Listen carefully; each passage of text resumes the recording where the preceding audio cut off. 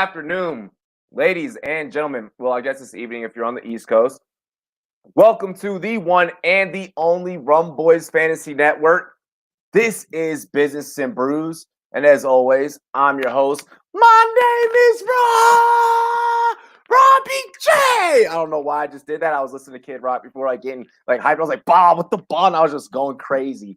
That clubhouse that I just got off of, really great session, and I feel like I want to run through a wall, which is perfect energy for today's first segment of Business and Brews, first of the doubleheader coming up today. But ladies and gentlemen, without further ado, I need to make sure that you guys go ahead, hit that subscribe button. Subscribe to the channel if you have not already. Make sure you hit the little bell there, ding, ding, so that you get notified whenever we go live. Make sure that you also spike the like. Make that button that looks like this right here go blue. And then also dive off into the live chat and get involved with today's discussion, okay? We want to get interactive with you guys. Ladies and gentlemen, let me go ahead and get this ball rolling, get this ship a-sailing.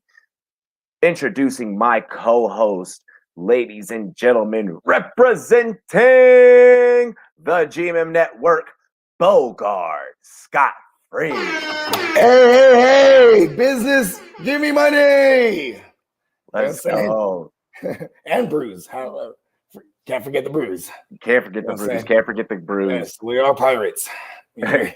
Arr. Give me money. I don't think they said give me money back then. I think it was like booty, but we were not going to say that in 2021. They give us shillings. Give us shillings.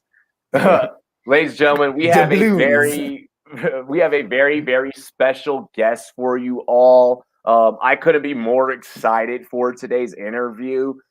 We are bringing to you one of the masterminds behind advanced analytics and what they do over there at Pro Football Focus.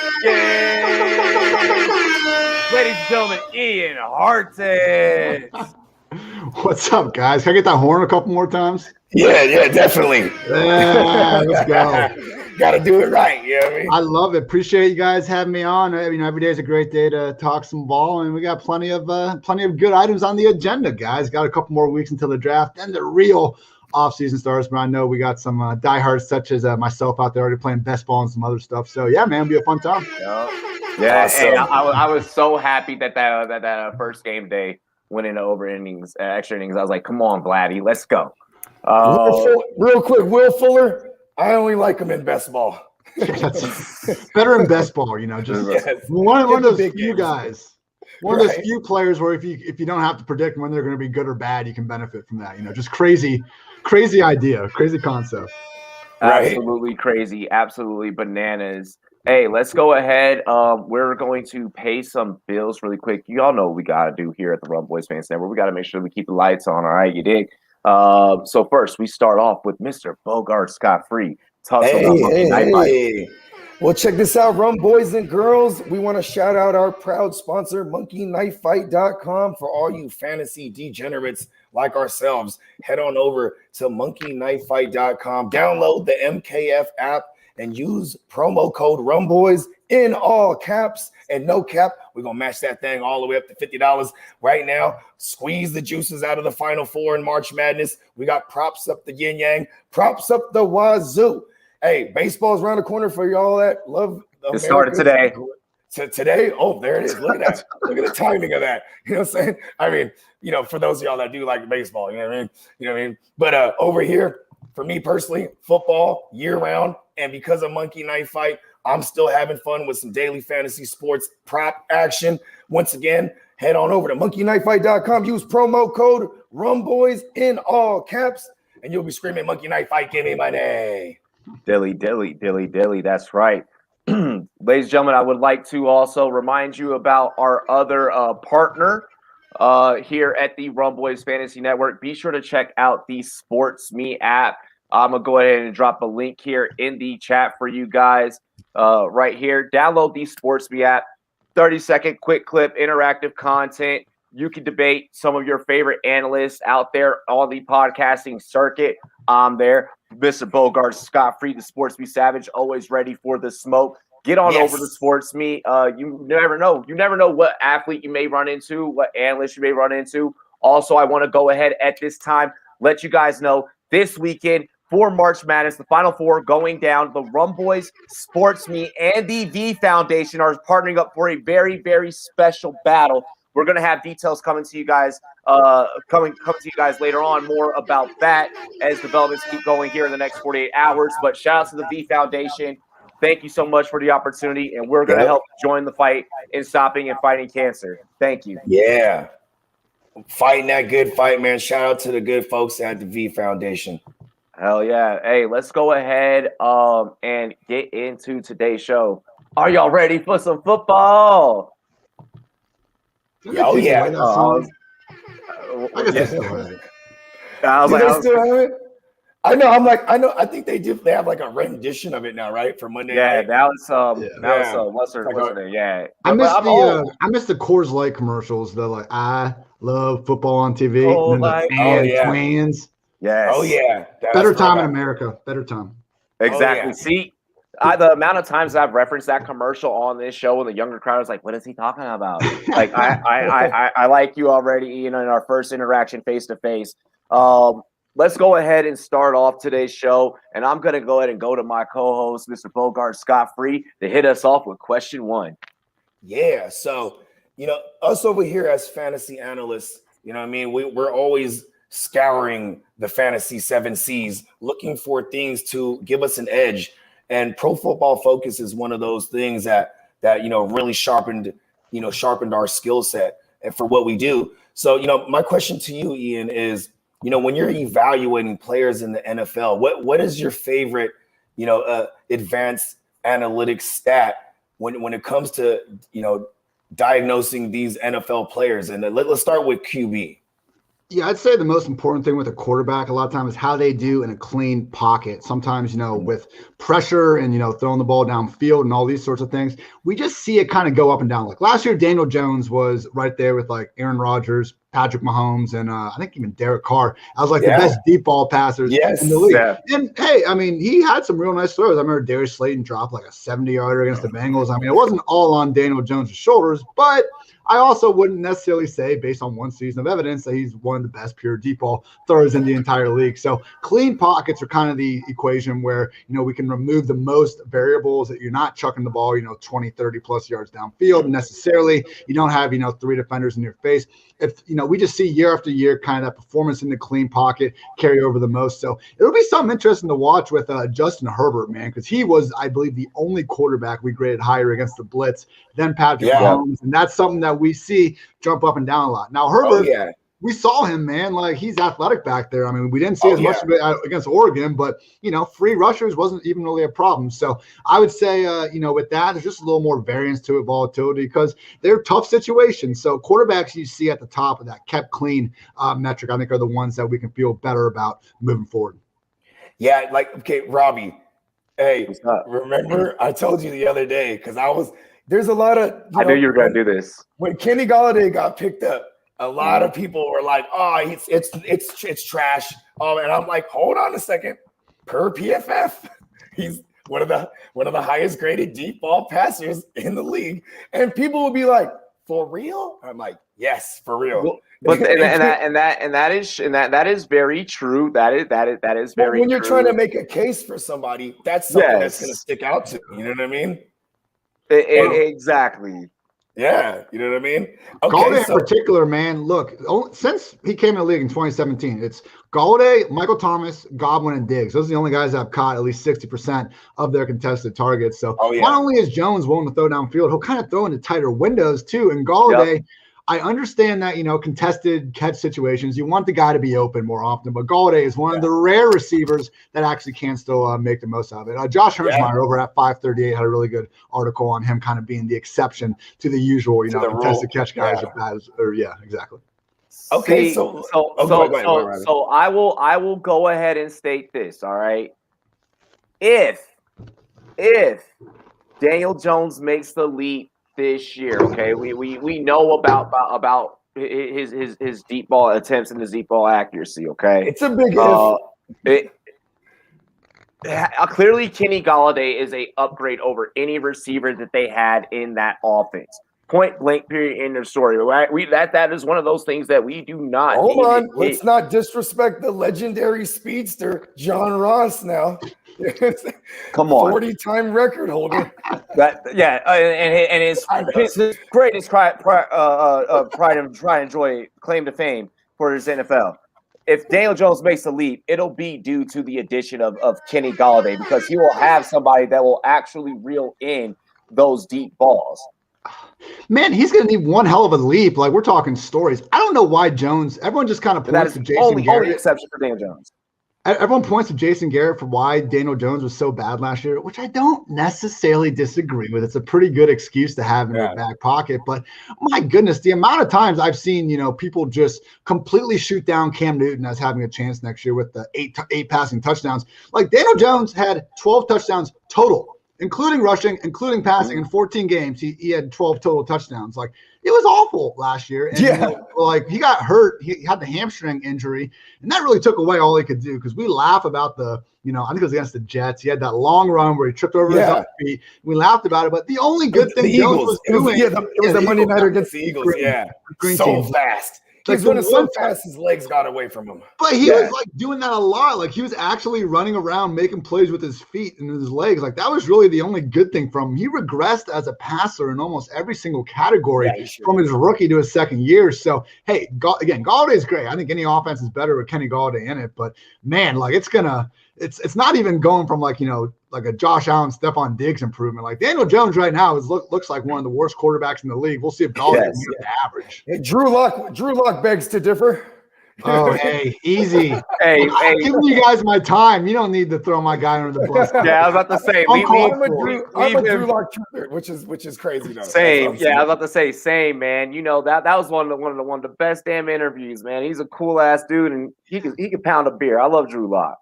Okay, so let's head on over to the receiver position. I want to know what's the. Go ahead, Bogart. No, I was gonna say I want to know what's the stat that sticks out to you when you're evaluating these receivers. Yeah. Also, real quick on running backs, man, I love like missed tackles, and people always kind of look down on it because we don't get fantasy points for it. Why don't we get fantasy points for it, man? It's the only area in a running back's game. Like, okay, they're catching a pass. Well, the quarterback decided to target them. When they pick up yards on the ground, well, was the line blocked? Well, it's like the only kind of spot that we can identify a running back in a one-on-one situation. And if we're looking at, okay, it's not great in fantasy necessarily, but if we're trying to determine who's the best real-life running back, damn straight I'm going to put a lot of importance on the forced broken tackles. Because, again, I think, it just helps. It's running backs are more dependent on their teammates in any other position. So why not focus on a stat that I think a lot of times you see the guys popping in the top, the Mike Davises, the Josh Jacobs of the world, guys that maybe don't get as much. Well, Derrick Henry, everyone knows how good he is, but some of the guys that average, under 4 yards per carry are just written off because of that. All of a sudden you start seeing them pop up a little bit more. Dave Montgomery's another example. You see these guys honestly breaking a lot of tackles, making the most out of, turning that 1 yard into 3 yards. So I think it's a more fair way to kind of evaluate them. Our receiver, the big one with PFF that we see stick most of the years, yards per route run. So you're not looking at targets. You're just looking literally every single route they run. What are the yards? It helps kind of just figure out who's going out there and actually getting the opportunities. Like the Chargers, I forget the guy's name. They had Jalen Guyton, Tyron Johnson as number 3. Yeah. But they had a guy in 2019 who was playing like 70% of their snaps, and he had like 9 targets all season long. So snaps, what was it? I forget his name, but routes in and of themselves, aren't the end all be all. So I think it's a good way of taking something route that is, more of a usage. Mike Williams. It was Mike Williams. No, I love Mike Williams. It wasn't even him, man. It was someone. Because his yards per route run was like 20 yards. Marcus Peterson? No. Bro, it's someone like, I don't even know if they're even on an NFL roster anymore. That's how ridiculous the whole. That's why I said Peterson, because he's not on a roster no more. I mean, bro, Austin Eckler couldn't play 50% snaps a game because they had this dude running routes on air all freaking week. Okay, I got it. Who is it? Oh, Andre Patton. Yeah. Oh, wow. Dude played 13 games. He had 17 targets, and like he was keeping Austin Eckler on the sideline. Like for what? So, sometimes, I'm guilty of it too. I look at snaps a lot with receivers, and sometimes there's offenses that they have the guys out there and they just never throw them the ball. So yards per route run, again. Shout out to Sammy Watkins. Sammy Watkins, the new Ravens. Oh my gosh! I was going to bring that on the field for nothing. Yeah, that's a teaser for later in this show. We're gonna have Ian rant about that one. I put that in there on purpose. Okay, and then what about tight ends? Same thing. I say yards per route run. Tight end though, man. Like, do you fantasy lands Kelsey, Kittle, Waller, and after that, throw some darts later. Hawkinson maybe. Okay, so I like that. I'm actually going to write that down because, I'm always trying to find, guys that are like later than, the early round guys because I just don't really want to spend up. And TJ Hawkinson, he's not getting a lot of love right now. And, he's pretty much the only game in town unless you, can love Tyrell the Gazelle over there. You know what I mean? Like, I would say outside of the top big three, Hawkinson and Mark Andrews, obviously, he's kind of more the consensus tight end for it. Maybe Dallas Goedert once, if and when Zach Ertz ends up leaving. I feel like we've been, Eagles letting that, trade market really saturate before they make their move. Must just be getting so much interest for, old man Zach Ertz. Man, so I would say those guys. Honestly, they're like the best balls I've done. I want to get Kelsey, Kittle, or Waller in usually the first 2 rounds. You gotta just kind of burn one of those picks on them, and then I'm not touching it for the rest of the draft. So everyone's a value at some point. If Hawkinson falls to you a couple rounds, and fantastic, but usually then I'm waiting until the very end. Guys like Cole Kmet, Adam Troutman, just going on. So it's more of a rags or riches approach at tight end for me. See, I've been mocking a lot lately with the Heath Cummings. Shout out to Heath Cummings. Shout out to CBS Sports. And I have yet to be able in even a mock scenario, and it's early just maybe to get early round tight end. It is a pain in the ass for me because I end up. He is, but I end up, in a position where it's like I'm not going to pass up. I've either been in the 101, I've been in the 105, or I've been at the 12. And the ones that we've gone so far, and I'm like, I'm in Niner country, bro. I'm in 49er country where like people are just there's crazies that'll grab Kittle in on the 1-2 turnaround. You know what I mean? I'm like, ugh, because it's not that crazy. Only Devontae Adams averaged 4 yards per run. This dude, he is exactly. The reason I say it's crazy is because I'm just not getting a chance to get him. You know what I mean? I'm like, it's either A, you're not getting a chance to get him, or either B, on the flip side, because you live where you live, the homers are gonna go for that. Yeah. So I think that tier players, the number one tight ends that are their teams like number one receiver, it's literally those 3 guys. We mentioned maybe the guys that could sneak in there, but you look at the other positions, and I just think the drop off from Waller to probably Hawkinson or Andrews, whoever you want to put there, I think that drop off is like bigger than any other top of a position. So, if you're in just it depends on the league type you're in and stuff, but man, I love having best ball where if you can do these best ball drafts where there's like only 3 of you in the draft and just rounds 1, 2, and 3 try to knock out all those tight ends and just pigeonhole everyone else. So there's some interesting strategies with it, but I think we're seeing more like because they're tight ends, people just don't respect them as much. Kelsey had the second most receiving yards in the league last year, regardless of position. I mean, you see why Jimmy Graham kind of threw a fit back in like 2013 or whatever. He wanted to be franchise tagged as a wide receiver because he's like,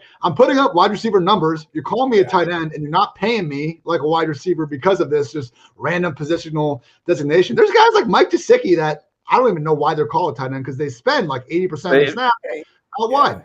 Yeah, out wide, like a big slot, if not, you know what I mean? Really quick, Jordan, I'm sorry, you know how I personally feel about Chris Herndon, but I appreciate the love.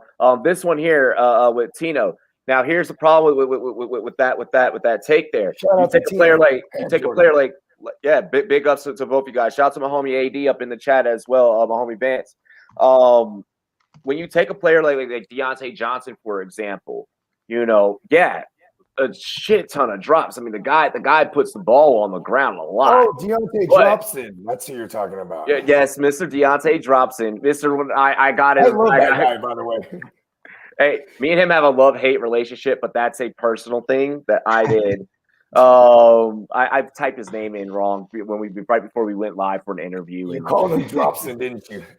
No, I wasn't that bold. I called him Thompson instead of Johnson. He was like, "We have the same last name. How did you?" He's like, he literally goes, "We have the same last name. How did you mess that up?" And I'm like, it's 8 a.m. But no, so but you take a player like Deontay Johnson, damn it, now you got me saying Dropson. He has the highest drop rate out of any wide receiver, but what he does in terms of getting you, the deep ball and picking up those yards and getting you the touchdowns, that's where that case can flip. It's one of those things like, look at the drop list of any year. The great players drop the ball a lot because great players get thrown the ball a lot. Yeah. So I understand Deontay's drop rate, like not even just the overall volume. His rate's pretty high too. He needs to do a better job catching the ball. I think we all agree on that. But using that as the one be-all, end-all stat just doesn't really do it for me. I mean, look, I went back to 2012, just random year. Here are the players. Last year, it was Jerry Jeudy, Deontay Johnson, DK Metcalf, only guys with double-digit drops. Here are the guys with double-digit drops in 2012. Jimmy Graham, Wes Welker, Calvin Johnson, Eric Decker, Brandon Marshall, Victor Cruz, Des Bryant, Demaryius Thomas, Stevie Johnson, T.Y. Hilton, A.J. Green. Like there's Reggie Wayne. Just future Hall of Famers, guys that drop a lot of passes. My guy, bro. I love Stevie. Shout out to Stevie Johnson. The Revis killer. But man, like look. He's so fast. It's one of these stats where I think very unorthodox route runner too. But it's one stat. I mean, if you can show me 4 other ones that show why Deontay isn't good, then okay, that's part of the equation and all that. But trying to use one single, like people do some PFF grades, man. They look at one individual grade for one individual guy, and then they say, oh, this doesn't add up. This whole stat must be terrible. Drops have a place in analysis, but if you want to just fade Deontay Johnson because he drops a lot of passes, at least in fantasy land, man, that does you no good because it's just ignoring all the volume he's get to drop the ball in the first place. So drops are important, but not necessarily a good sign of who's getting the ball. Amen. Let's keep this gravy train rolling. There is always, and I believe that this will continue to be a debate. So no matter how we try to settle this here on today's show, it's going to be a debate between film and analysis. And you fellas over at PF also have an amazing way of telling the story in between the lines. I always say there's a beautiful marriage between stats and film, and you should utilize both in your arsenal, even though I'm more so of a film guy myself. I'm a half and half. How much film study is in balance with what you guys' day-to-day practices in the office, or well, not in the office because we're in a pandemic, but still?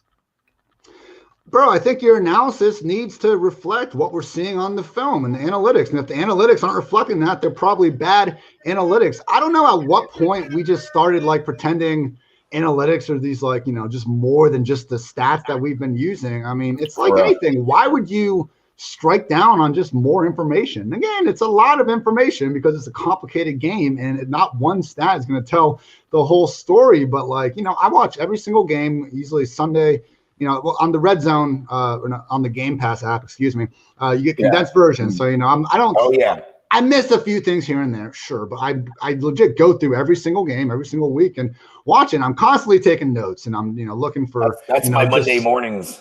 Yeah, I'm on the Game Pass with the condensed version. And if you see someone, I remember in 2019, like everyone's hating on Curtis Samuel, my guy, because they said he couldn't, he couldn't. I heard people say, he couldn't catch a deep ball, miscasted the deep ball. I said, well, I haven't seen that. I've seen Kyle Allen overthrowing this dude on a lot of deep balls, and then so I said, okay. Well, he had like 19 passes that were deemed uncatchable. I'm trying to answer this question. Like, is Curtis Samuel the problem or not? So I can start to look at analytics to help me answer that. I've got this question from watching the film. Now I can look for something and try to back that up. And all of a sudden you do pull up and you see that, oh, yes, Kyle Allen was the worst quarterback in the league in terms of catchable deep ball rate. Oh, I'm looking back at the film. I'm seeing all these plays of Curtis Samuel wide open downfield. So for me, it's a marriage, man. We're trying to figure out what is going on the football field. Film helps with that. Analytics help with that. And if you want to try to just ignore one of them, man, like have fun trying to get the whole picture because, there's always going to, we're just trying to learn more. It's more information. If you really want to ignore that. You don't, like, it's crazy. It's not a case of the chicken or the egg. It's literally the game happens first, and then the film, and then the stats come from the game. You know what I mean? So you really can't have that one without the other one first. You know what I mean? So I used to be the kid. I used to be the kid, 11, 12 years old, that whenever I rip open a pack of cards, and I would look on the back, of course, first you check to see if it's holographic or not, all that good stuff. But then when I flip over the back and I look at the stats, I would literally at a very young age, I would go, okay, how did they get these stats? Because I was also playing at the same time too. And then that's how I actually got introduced into watching film. Like at Pop Warner, no coach was like I had a couple of coaches like, all right, watch this, and it'd be like our game film from Pop Warner. But, I didn't really have at that level coaches that were like sitting me down, like watch Deion Sanders, watch how Darryl Green, drops back here, so on and so forth. So that I think that the two, I learned at a very young age that the two have their same place. And until this day, I still do that exact same thing. See, AD comment. He's like, you still do that shit. Yeah, I do.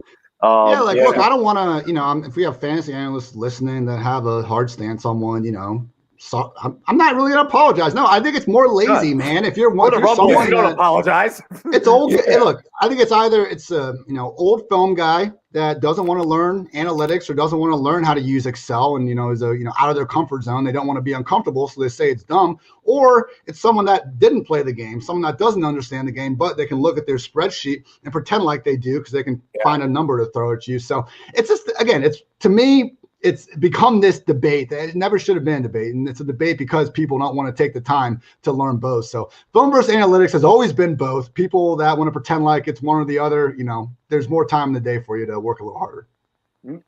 Amen to that. Damn, yeah. I love you. We're going Question 3. Question 3. Okay. So when we're evaluating these sophomore QBs, my man Justified Herbert, the tuna fish down there in Miami, Mighty Joe Young Burrow, and then Jalen Everybody Hurts, right? He hasn't earned himself a good nickname yet. You know what I mean? But when we're evaluating these guys, you know what I mean? And in this case, when you guys are evaluating them, who stands out to you to make that second year leap as far as production? I mean, I know you kind of touched on Justin Herbert earlier, but what say you? Yeah, I mean, it's interesting. So I know Burrow, the fun stat everyone loves to throw out them is that he was so bad on deep balls and stuff. But I mean, again, go back and watch those deep balls to AJ Green. Show me more than one or two where the dude's even close to open. I think Burrow's gonna be fine. He's gonna, take that next progression. Hopefully they're gonna add, Jamar Chase, his old teammate, or even Kyle Pitts up there early and just give them another weapon, man. So I think that'll be a great offense. Really excited for him and Herbert. I don't think that's, too surprising. Burrow and Herbert, I think both demonstrated the ability to play at a high level as a rookie. Excited to see them both get better. Out of the other guys, so Jalen Hurts is becoming everyone's favorite, sleeper late round QB. That is not a late round QB, people. He's already got an ADP, QB 8 or QB 9. Chill out. He's in the top 10 rounds. Yeah, he's not. Yeah. It's single QB, yeah. Yeah, single QB. It's good. I have him ranked as my QB. I think my QB 6. I get it. We all get it. Quit acting like he's a sleeper, man. It's fine. But I will say this for 2 QB leagues. If you are planning on Jalen Hurts to be your QB2, pair that with the Josh Allen, baby. I'm telling you, redraft, you are going to eat that. You're going to be spending up for the Josh Allen for surely. You're going to spend up for the Josh Allen. Super flex, bro. He's going to go in the first round. There's going to be crazies out there. Bro, I'll say this, though. I think Tua is the one that a lot of people are sleeping on. He really wasn't people act like he was just atrocious last year. I think the issues were, one, Burrow and Herbert were better in their first year. Absolutely. And Ryan Fitzpatrick was a legit above average NFL quarterback, and Tua wasn't as a rookie. So it looked that bad. But, just because Tua couldn't beat out Fitzpatrick consistently in the year 2020, don't make that think this dude is going to be a bust. He was throwing to nobody at the end of the year. Matt Collins is Ian, nobody wants to look at the fact that is a rookie competing for a job against a journeyman that has played for so many different teams and a million different systems for a million different coaches. He has magic. He possesses the ability Do you believe in magic? Literally has magic. Tua coming off like one of the worst hip surgeries we've ever even heard of. And again, he wasn't that bad. He actually had, though, he was one of 8 quarterbacks to have a drop rate of at least 6%. I mean, he had this one ball against the Bengals he threw, Jakeem Grant, like 50, 60-yard dime, just hits Grant, in the helmet and falls down. So you look at it, okay. He was still in this offense, and they added nobody else, and that'd be one thing. But they're changing, change coordinators, which can only help considering how, he looked last year. And adding Will Fuller, man, is just so huge. I mean, truly, Deshaun Watson, 8.8 yards per attempt with Will Fuller, 7.6 without. Even DeAndre Hopkins averaged more fantasy points per game with Fuller, even though he had more targets than without, because that's just the impact he has in the entire offense. So seems like they're another team that could, add another high-end talent to their receiving room, whether it's tight end or wide receiver in the first 2 rounds. And I think Tua has a lot of room to go up. He's being priced as like a QB 21, 22 right now. So he's more or less free at the end of these drafts. And I found myself just stacking him with Fuller and Devontae Parker, who are each going, Fuller's like a wide receiver 3, but he's trending down because people don't like the fit.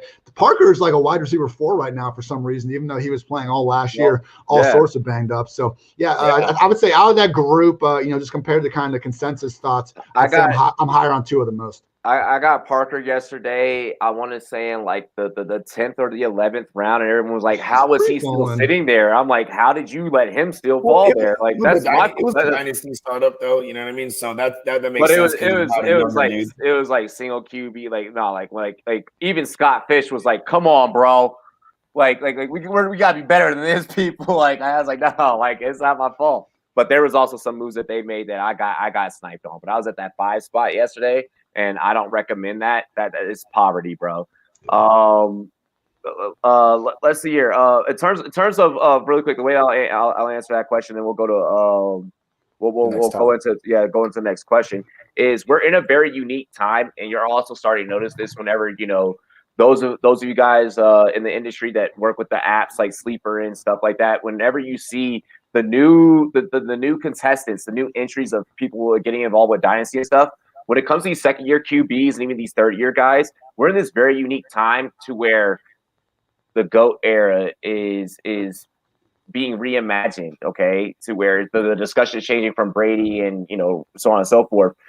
Brady will be retiring soon. Aaron Rodgers will be retiring soon.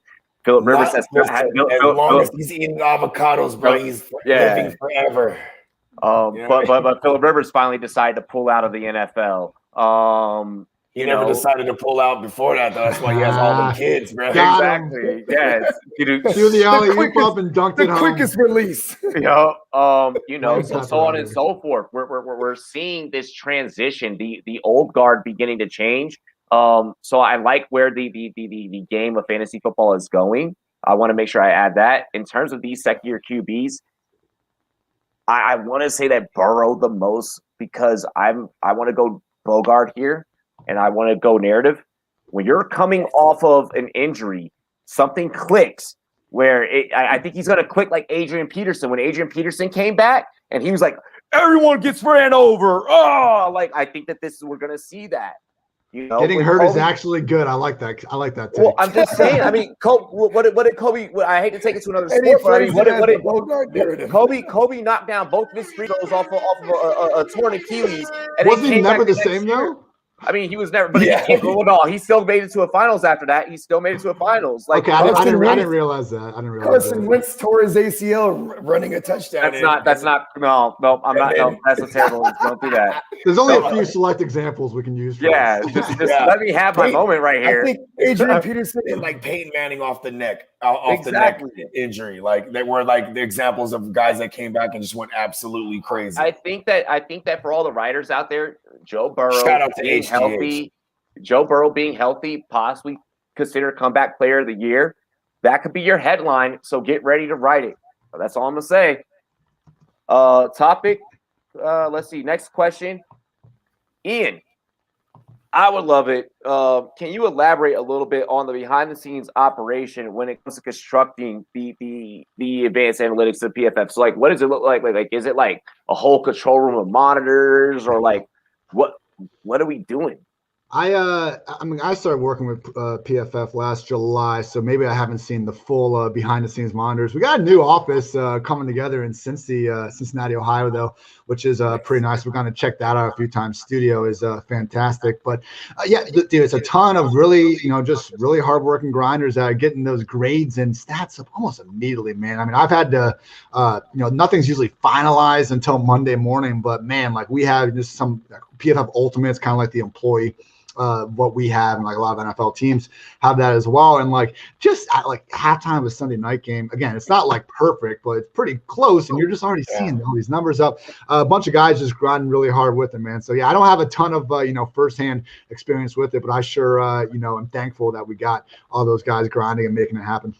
Yeah, I mean, I saw we all I should say have seen the trailer that you guys have, and it's like everyone's sitting in a room and like going over film, breaking down film, and like punching numbers. Like, is there?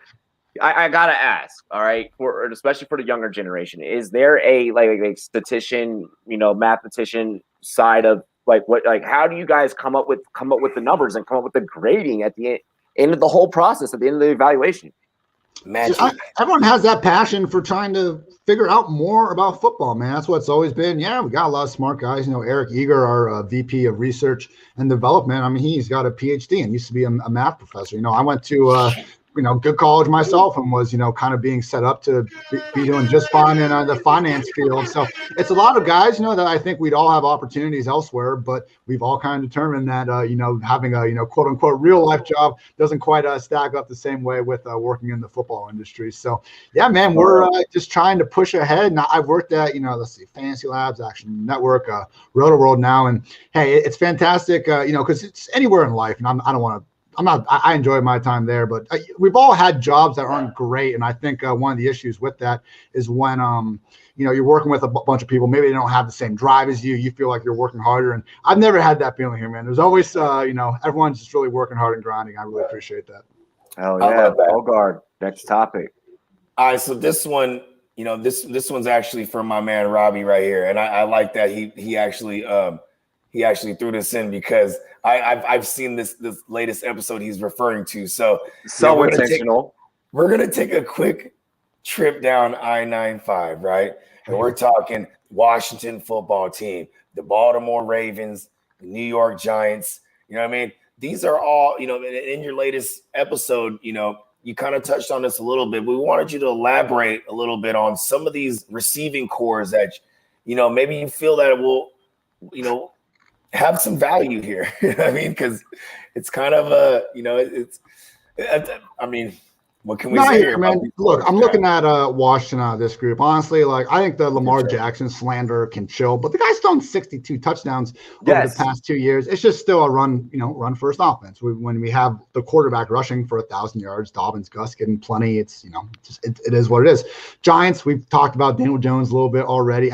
I'm just, the track record of free agent wide receivers switching teams really doesn't go well. I have Kenny Golladay, I think, like wide receiver 22, 23. So I think he'll be fine, but I'm just not, I'm not looking at that situation like, wow, let's get more exposure to this Jason Garrett offense. So I think Washington is the answer. Right. I know they're trying to say it's, going to be a quarterback competition and not just handed to Fitzpatrick, but that's fine. Fitzpatrick should be able to win this competition. Credit to Taylor Heineke for playing his little heart out against, the Buccaneers and all that. But I think it's amazing news for Terry McLaurin, man. If you just look at what Fitz has done in his career in terms of beating his number one wide receiver, target totals of 128, 128, 137, 134, 141, 146, 148. Even old man Brandon Marshall got 173 one year. So Terry McLaurin, I think, is a legit top 12 wide receiver going next year. Oh, yeah.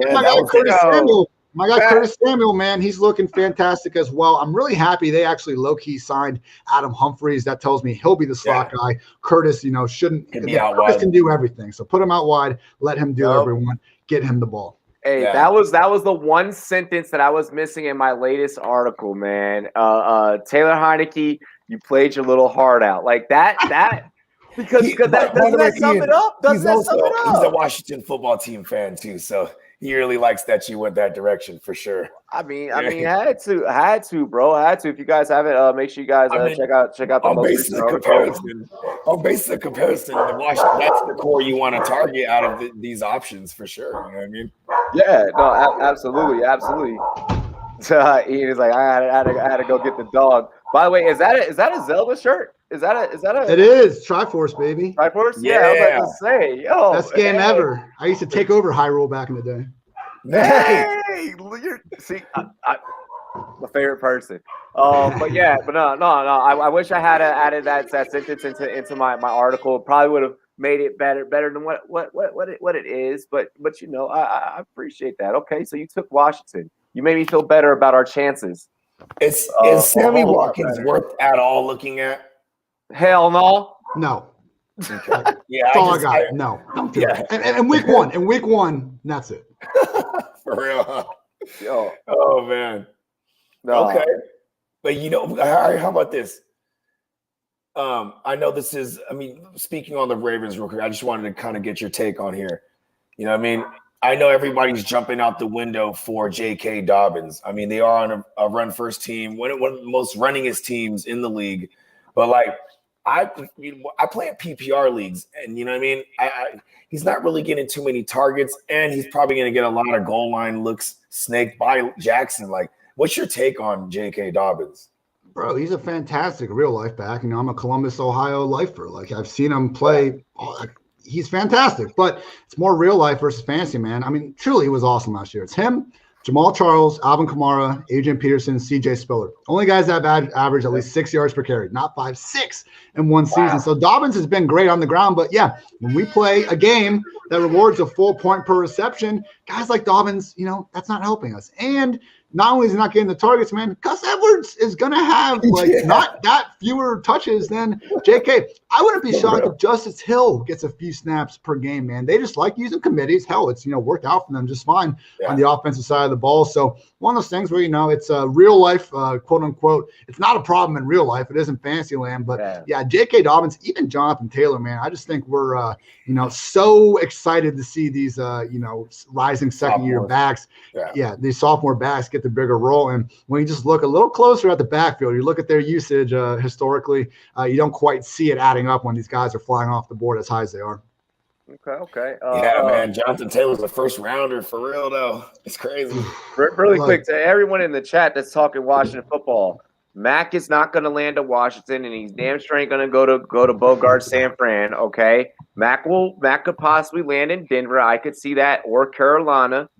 Washington's gonna wait for Slater to fall, and if Slater doesn't fall and they start getting nervous, they're gonna trade up and get Slater.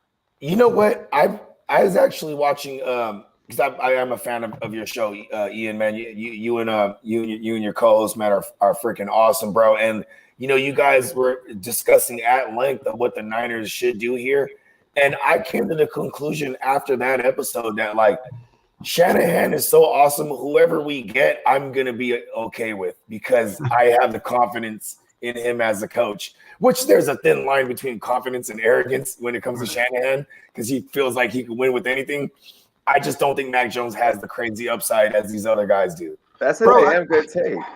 Yeah, if Kyle Shanahan decides Mac Jones is the third best quarterback, okay, we should probably start to get behind that, man. I know it's surprising, but we always make these coaches out to be idiots. We look at things, not calling a timeout at the right spot at the end of the game, or things that we can pretty easily running the ball more in the Super Bowl. Yeah, and just pointing out, how many 1st and 10 runs and this and that. And I'm not saying coaches can't improve on those things. I think a lot why any head coach is in charge of every single clock management thing is ridiculous. Have some freaking 16-year-old that has played Madden their whole life, up in the booth, call him in.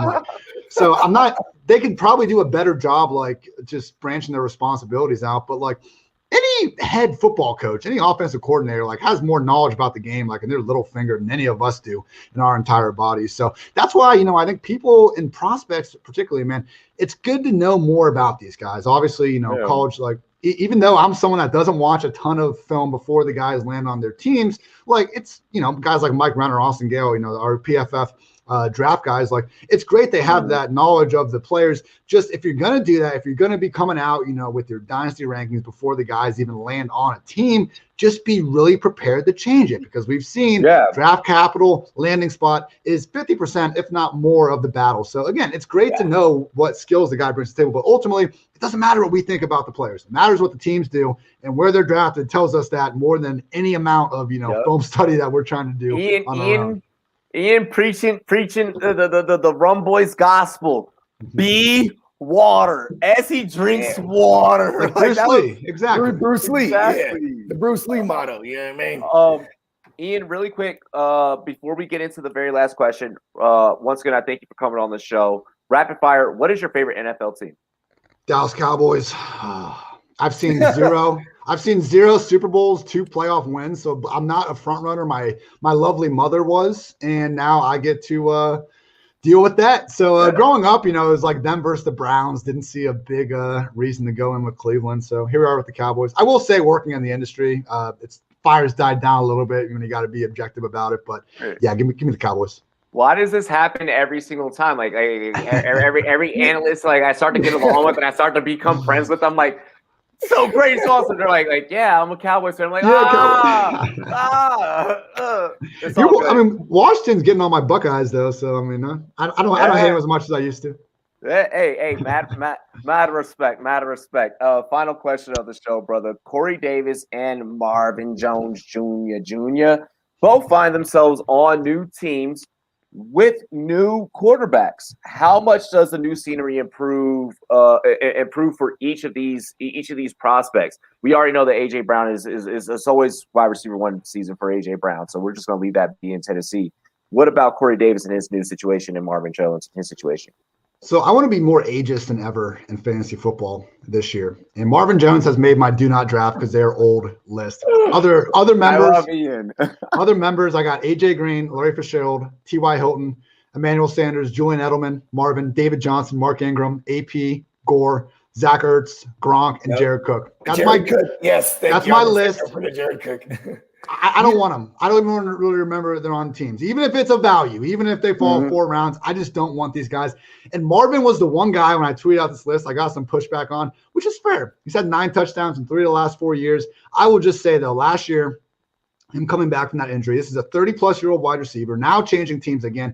He didn't look the same last year. He was doing nothing until Kenny Golladay left, and they really just had nobody else to throw the ball to. So I'm optimistic about Chark and Visca in Jacksonville, but Marvin Jones is someone that I really don't think has the upside anymore. Maybe I'm a year early getting out, but we've already seen the best years of Marvin Jones's career. I think this is a silly thing to chase. And he's not going, super high or anything, but Corey Davis is one I could get a little bit more behind. He's going somewhere feasibly could be seeing more targets. I mean, if you just look at where Corey Davis could have landed, the Jets give him one of the higher, year 1 target projections out of the group. We'll see, Denzel Mims could be the one there. There's a report on Jamison Crowder getting cut like months ago, but nothing is really happening. Nothing has happened, yeah. Yeah, so I don't know. We'll see if he's still out there. Obviously, my guy Chris Herndon holding it down the slot. I don't think he's going to impact it too much. No, it's just sad to bring up still. But I'm a Chris Herndon guy still. I don't care. But look, we seem to know Vegas is fully sent as Zach Wilson's going to be the QB for the Jets. So Corey Davis and Denzel Mims, they're certainly being priced far closer to their floor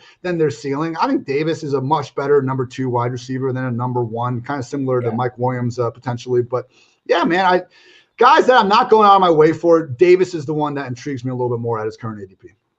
I agree. Yeah, I agree. If I could get Davis as like a wide receiver 3 or a late wide receiver 2, something like that, like a flex play, I'm completely with that. Marvin Jones, this is where you and I do disagree. I do believe that you might be a year early. You might be a year early because I agree with Ian on this one. I say that you buy out of Marvin Jones after, because I think that Marvin Jones is the new flashy like target there, but it's also going to be a new quarterback. So who knows? I think that's the one that I hold out on because I want to wait for camp. But I think that he could eventually, not to start the season, but as the season progresses, he's going to do one thing. His head out. If I was ever considering a Marvin Jones, and by the way, Ian, those lists that you call it like an ageist list. Yeah. I call it the god awful list because I have the god awful list, and I just put names on there, and I just don't even look at those guys. And at the end of the day, Marvin Jones to me is a best ball play at best. At best. You know I mean? Yeah. Even Marvin Jones isn't better in best ball. No, exactly. That's why I said at best. You know what I mean? Like, hey, Marvin Jones got me a chip last year, so I ain't mad at him. He's been a great wide receiver. Like, okay, maybe not great, but he's like for the last he's been playing since 2012. Like he's always been really good, man. Honestly, like for a while there, like just top contested catch receiver. Like Galladay must have learned everything from Marvin because Marvin, man, was the OG doing that. Yeah. I mean, that some of those Bengals teams with him, Sanu, and AJ, like Marvin's been great. I'm just not really expecting his type of like. Okay, we're talking about Kenny Galladay, who I believe is 28. New team, this and that. Like, okay, that's a situation where we got a couple of years. Like Kenny Galladay in 3-4 years, like that's Marvin Jones right now. So I'm just, hey, maybe he has one more run in him. Very but good. Historically, I'm with that. There we go. I'm like, I went to go hit the horns, but the speaker died. The speaker died. All good. Hey, it's all good. I just had to clap. Like I was like, he's right. I don't disagree. Ian, we greatly appreciate the hell out of you for coming on today's show. You didn't have to, but you did. You chose. I wanted to. You're my guys.